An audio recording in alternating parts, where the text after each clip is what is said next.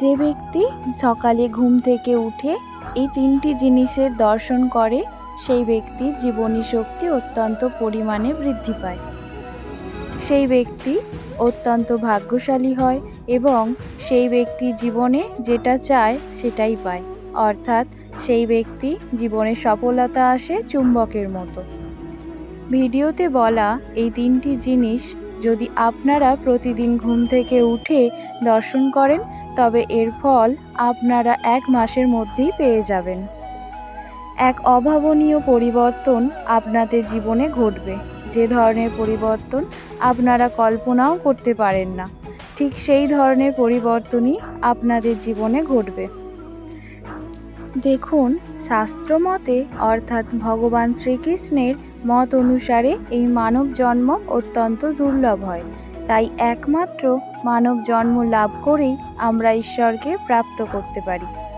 কিন্তু শাস্ত্রমতে কয়েকটি নিয়ম আছে, যদি সেগুলি আমরা পালন করতে পারি তাহলে জীবনে দুঃখ ও কষ্ট থেকে আমরা যেমন রেহাই পেতে পারব, সেই রকমই সুখ ও শান্তির ছোঁয়াও লাগবে আমাদের পরিবারে। তাহলে চলুন একে একে জেনে নেওয়া যাক।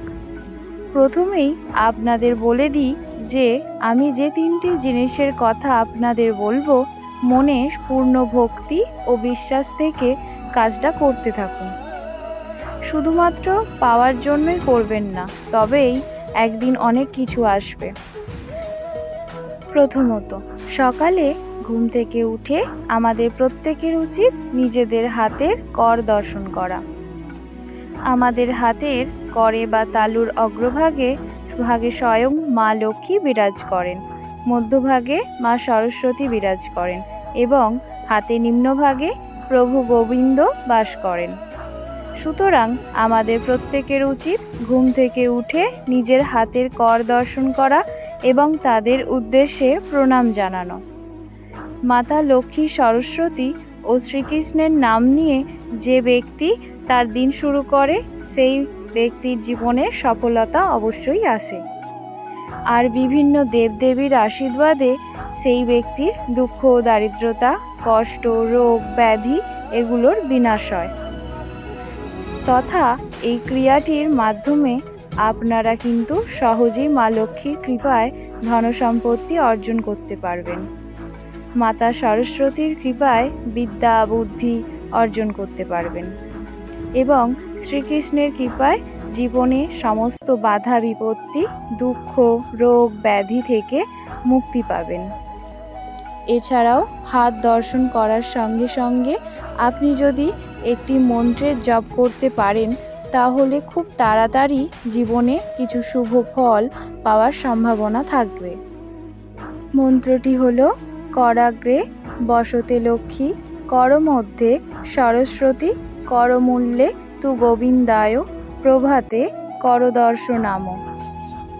অর্থাৎ আমার হাতের অগ্রভাগে মা লক্ষ্মী, মধ্যভাগে মা সরস্বতী এবং মূল ভাগে ভগবান শ্রীকৃষ্ণ বসবাস করেন এবং এনাদের আমি দর্শন করে থাকি। বন্ধুরা, এবার আমি দ্বিতীয় বিষয়টি সম্পর্কে আপনাদের বলবো। শাস্ত্রমতে মনে করা হয় প্রত্যেক মানুষের সপ্তাহে একদিন হলেও ব্রহ্ম মুহূর্তে ঘুম থেকে উঠে উঠানে পাখিদের খেতে দেওয়া উচিত। যে আমাদের প্রত্যহ ব্রহ্ম মুহূর্তে ঘুম থেকে উঠে যাওয়া এবং উঠোনে আসা পাখিদের খেতে দেওয়া প্রয়োজন।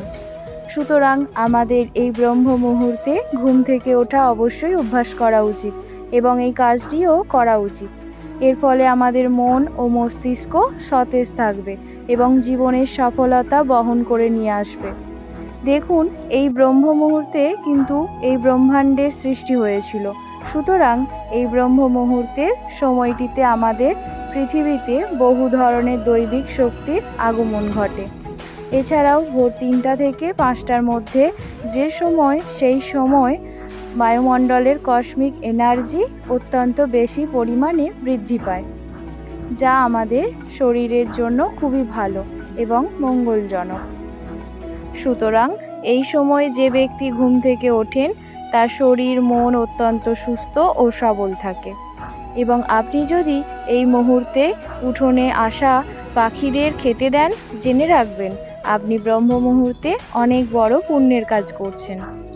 যারা ইতিমধ্যেই এই কাজটি করে আসছেন তারা আমার এই কথাটির মর্মার্থ উপলব্ধি করতে পারবেন। এ বড় আনন্দের অনুভূতি। এই কাজটি মনে বিশ্বাস রেখে নিয়মিত করতে পারলে আপনি সফলতার চরম শিখরে পৌঁছাতে পারবেন। মনে করা হয় ব্রহ্ম মুহূর্তে যে পরিবারে এই কাজটি করা হয়ে থাকে সেই পরিবারে স্বয়ং মা লক্ষ্মী অধিষ্ঠান করেন। তৃতীয় বিষয়টি হলো, যারা সকালে ঘুম থেকে উঠে ঈশ্বরের নাম, আরাধনা, পূজা অর্চনা ইত্যাদি করেন তাদের অতি অবশ্যই ঘুম থেকে উঠে মুখ ধুয়ে স্নান পর্ব সেরে নিয়ে তারপর ঈশ্বরের সামনে বসে শঙ্খ, ঘণ্টা ইত্যাদি জিনিসের দর্শন করা উচিত। তারপর ঈশ্বরের কাছে বসে কিছুক্ষণ ঈশ্বরের নাম কীর্তন করুন। কারণ যেদিন ঈশ্বরের নাম নিয়ে আপনার সকাল শুরু হয় সেদিন কিন্তু সত্যি অন্যরকম হয়, আনন্দের সাথে দিন কাটে। এরপর নিজের পিতা মাতা, সূর্যদেব এবং গুরুদেবের উদ্দেশ্যে প্রণাম জ্ঞাপন করে আপনি নিজের কাজ শুরু করুন।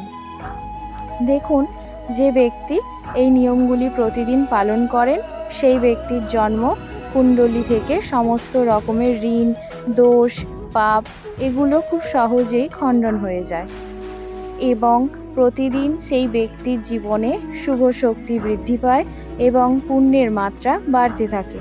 এর ফলে এই সব ব্যক্তিরা প্রতি কাজেই সফলতার মুখ দেখতে পায়। প্রায় সব জায়গাতেই আমাদের বাড়ির আশেপাশে এমন 2-1 ব্যক্তিকে আপনি দেখতে পাবেন যারা খুব সকালবেলায় উঠে এই কাজগুলি করে থাকেন। লক্ষ্য করে দেখবেন তারা সুস্বাস্থ্যের অধিকারী হন।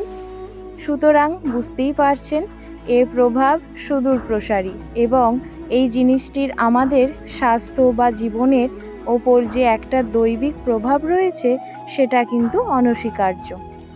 তাই আপনারা অবশ্যই চেষ্টা করুন এই 3টি বিষয়ের মধ্যে যে কোনো একটি বা সম্ভব হলে 3টি অভ্যাস প্রতিদিন আয়ত্ত করার। আপনি যদি ইতিমধ্যেই এই কাজগুলি করে থাকেন তাহলে কমেন্টে জয় শ্রীকৃষ্ণ লিখতে ভুলবেন না। অনুপ্রেরণামূলক উক্তি: ভালো খাদ্যবস্তু মানুষের পেটকে পরিতৃপ্ত করে, কিন্তু ভালো ব্যবহার মানুষের আত্মাকে পরিতৃপ্ত করে।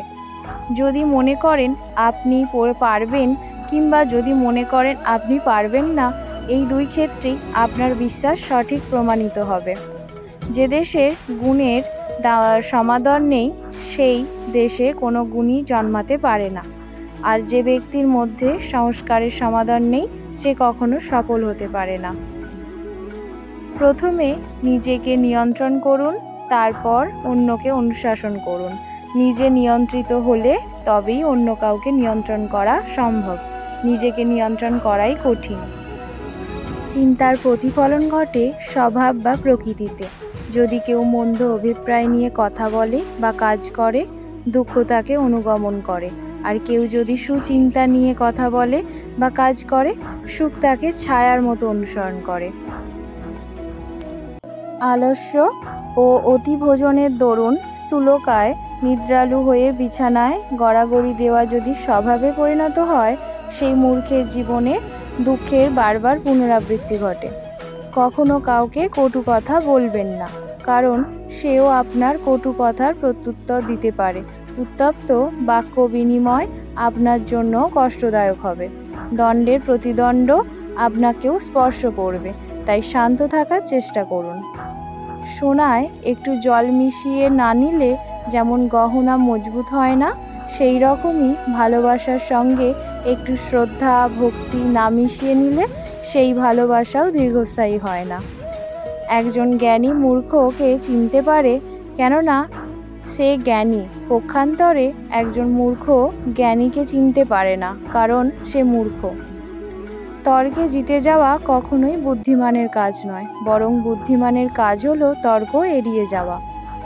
সব কিছুর সম্পর্কে জ্ঞান থাকা আবশ্যক নয়, কিন্তু আপনি যা বলছেন তার সম্পর্কে সবটুকু জ্ঞান থাকা অতি আবশ্যক। জীবনে চলার পথে পড়ে আছে অসংখ্য পাথর, এতে ভয় পেয়ে কখনো থেমে যাবেন না, বরং এই পাথরগুলিকে সাফল্যের সিঁড়ি বানিয়ে সামনে এগিয়ে চলুন।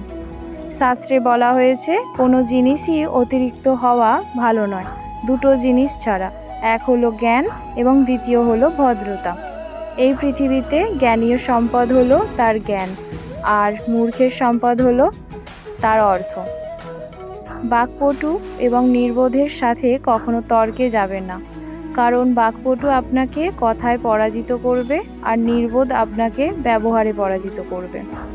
লোকেরা আপনাকে নিয়ে ঠাট্টা করুক, আপনাকে নিয়ে হাসুক, আপনাকে আঘাত করুক, অবজ্ঞা করুক, তাতে কিছুই যায় আসে না, কিন্তু ওরা যেন আপনাকে থামাতে না পারে। যদি নিজেই নিজের বিবেককে বড় মনে করেন, তাহলে আপনার শত্রু সৃষ্টি হবে, আর যদি হৃদয়কে বড় মনে করেন, তাহলে বন্ধু বৃদ্ধি হবে। যে ব্যাপারে আপনি সত্যিই বিশ্বাস করেন, সে ব্যাপারে কখনো হাল ছাড়বেন না। একদিন আপনি আপনার পথ খুঁজে পাবেনই।